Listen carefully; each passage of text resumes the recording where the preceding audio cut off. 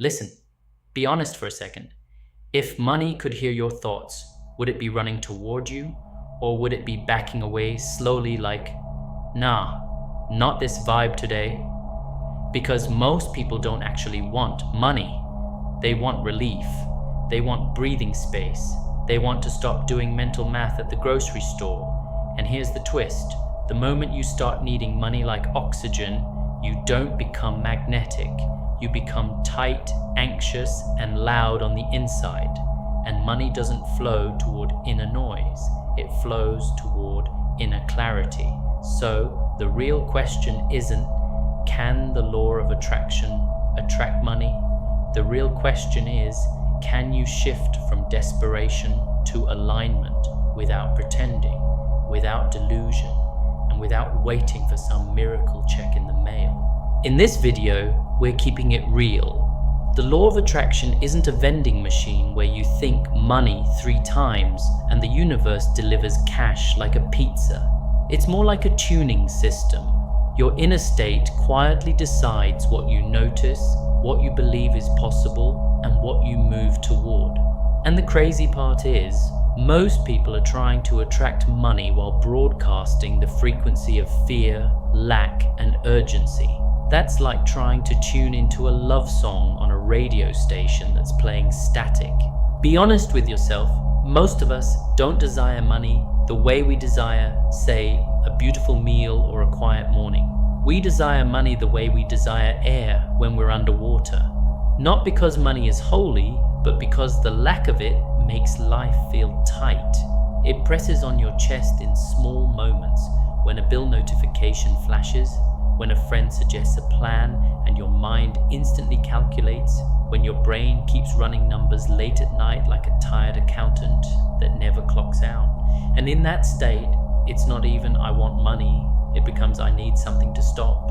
I need the pressure to stop. I need the fear to stop. I need the shame to stop. I need the constant background panic to stop. And that's the tension nobody likes to admit out loud. You want money, but you don't want to feel desperate, because desperation does something subtle to the soul. It narrows you. It makes your world smaller. It makes you reach for money like it's a person who owes you love. Please, come, fix this, save me, prove I'm safe. And the moment money becomes your emotional rescuer, you accidentally hand it the power to control your nervous system.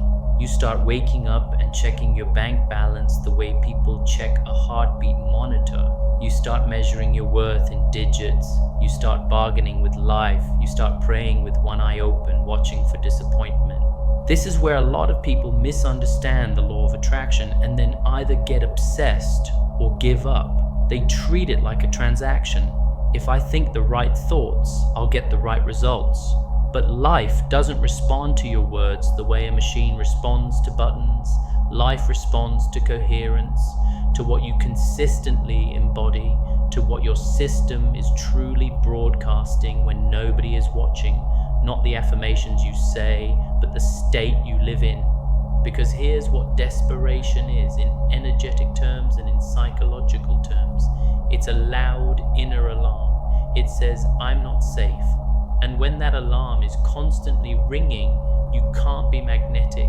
You can be busy, you can be exhausted, you can be hopeful for 10 minutes at a time, but you're not open. You're clenched, and a clenched hand can't receive.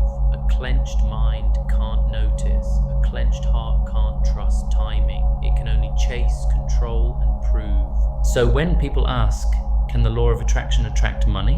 What they're really asking is, can I be supported by life without feeling like I'm fighting life? Can I be provided for without selling my peace?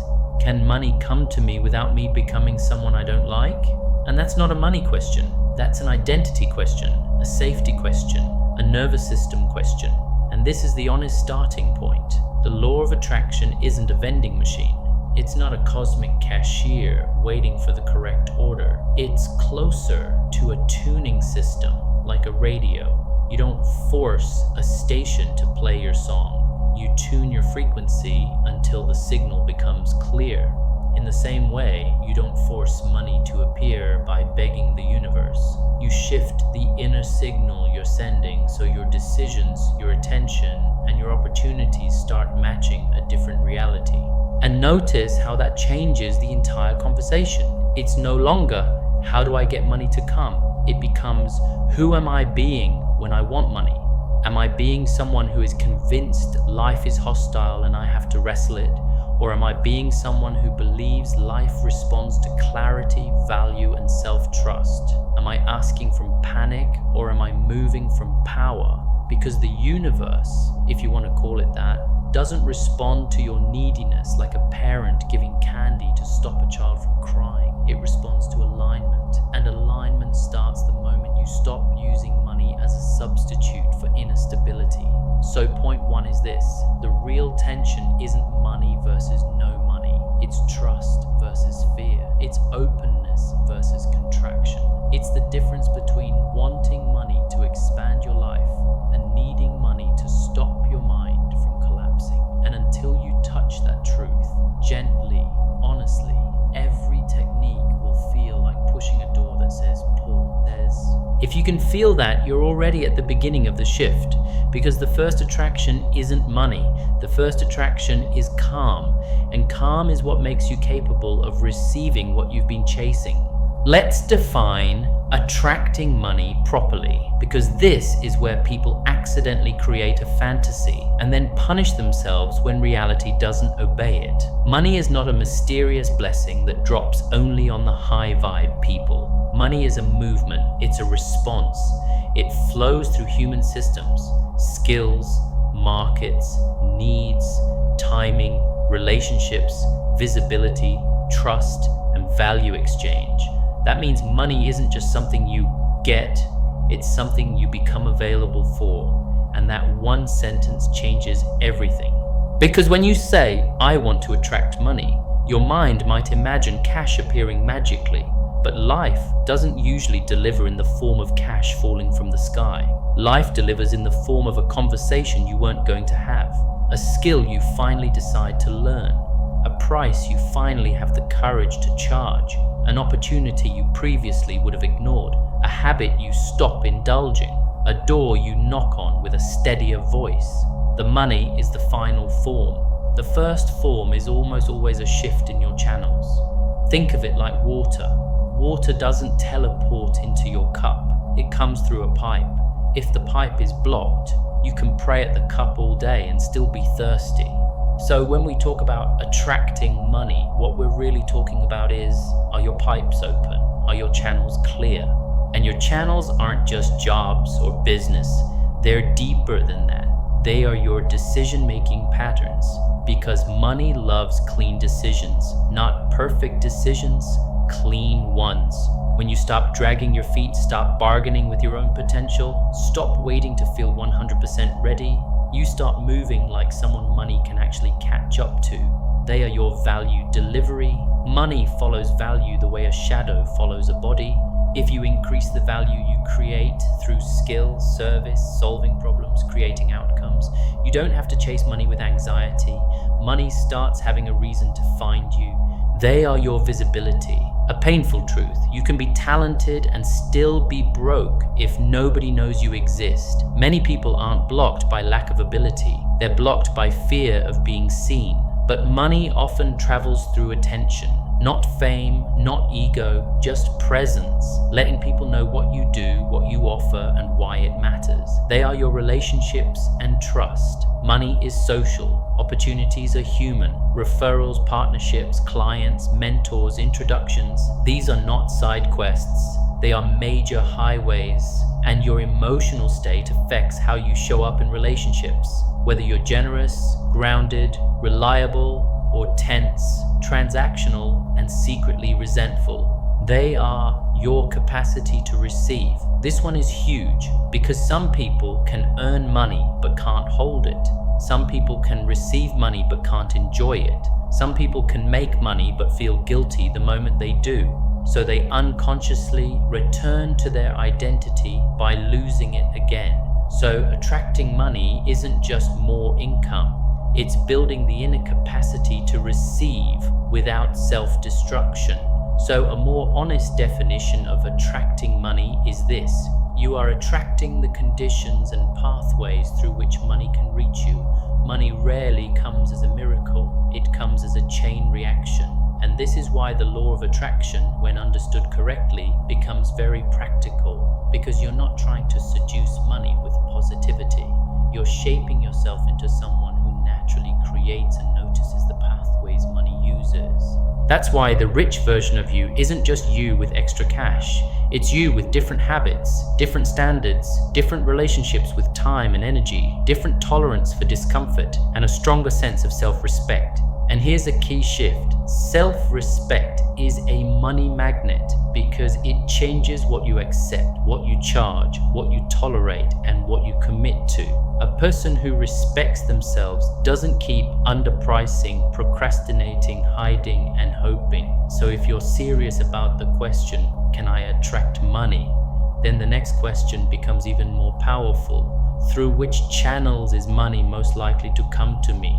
Through my skills, my business, my job, my content, my network, my investments, my creative work, my service. And once you answer that honestly, attraction stops being a vague wish and becomes a focused direction.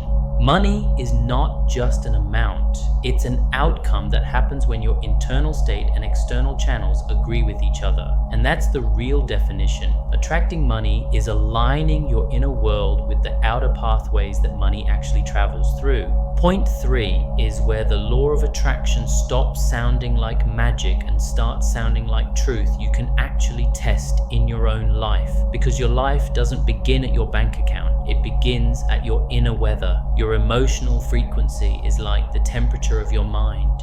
Whether you wake up feeling threatened or supported, rushed or steady, small or capable. And that inner temperature quietly decides what kind of reality you even notice. Two people can live in the same city, with the same economy, and see completely different worlds, not because the world is different, but because their nervous system is tuned to different signals. When your frequency is fear, lack, and urgency, your focus becomes narrow. You start scanning for danger. What if I can't? What if I run out? What if I fail? Your mind becomes a survival camera, zoomed in on problems. And once your focus narrows, your interpretation follows. Neutral events start feeling personal. A slow month becomes, I'm not meant for success. A rejection becomes, I'm not valuable. Someone else's win becomes, there's no space for me. This isn't because you're weak. This is what the brain does when it's trying to protect you, but protection has a cost. It trades possibility for certainty, and it always chooses the same certainty. Stay small, it's safer. Then behavior is born from that interpretation, and behavior is where money actually lives. If you interpret life as hostile, you move like someone who expects to lose. You hesitate, you undercharge, you delay launching. You avoid conversations that could change everything. You don't follow up. You don't ask. You don't pitch. You don't learn the skill that scares you because failing would confirm the story in your head. Or you do the opposite. You grind in panic, trying to force an outcome, working hard but from a place of inner chaos. Either way, the behavior becomes inconsistent, reactive, and heavy. And money responds to that the same way people do. It doesn't like unstable energy. Not because money has emotions, but because unstable energy creates unstable actions and unstable results. Now flip the frequency, not to fake happiness, not to toxic positivity, but to something cleaner, calm, self-trust, grounded intention. When your emotional state is steadier, your focus widens. You start noticing options. You see patterns. You catch opportunities that fear would have dismissed. Your interpretation changes too. A slow month becomes information, not identity. Feedback becomes refinement, not humiliation. A no becomes redirection, not a verdict on your worth. And from that interpretation, your behavior becomes sharper. You take better risks. You show up more consistently. You price with more self-respect. You communicate with more clarity. You follow through. You build. You become the kind of person who creates predictable value, and predictable value attracts predictable income. This is the real chain. Frequency shapes what you look at shapes what you believe shapes what you do, and what you do shapes what you get. So when people say, the law of attraction brought me money, what often happened is this: they stopped broadcasting panic and started broadcasting alignment. They didn't just think money, they started thinking like someone who can hold money without collapsing. And life met that signal with matching outcomes. Better choices, better timing, better conversations, better courage, better consistency. The attraction wasn't a miracle, it was a new identity becoming visible through action.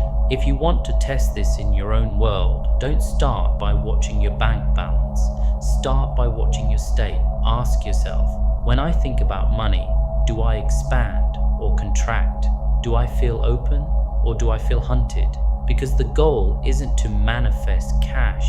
The goal is to live in a frequency that produces focused attention, empowering interpretation, aligned behavior, and then let the results catch up to who you've become. Money won't chase panic, it responds to clarity. So stop begging, start tuning. Choose your state today. Take one aligned action today and repeat until your reality has no choice but to match you.